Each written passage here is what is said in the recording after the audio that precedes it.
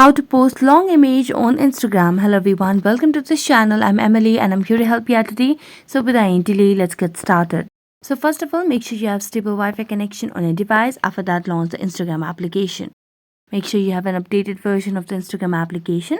So as you do that, also don't forget to log into your account. Now simply tap on the plus icon at the bottom of the screen. As you tap on it, simply tap on post and here you'll be able to select the images. Now simply select on the image and then here you can see the option of the arrows over here. So simply tap on it to post your long image. As you do that, tap on next.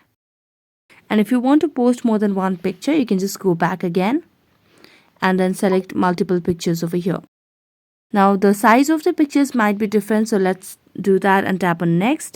And here on this square button, just tap on it and you can select portrait, or you can also select mixed if that option is given. And after that you can just tap on next, and that's how you post long image on Instagram. So that's it. Thank you so much for watching this video. See you next time.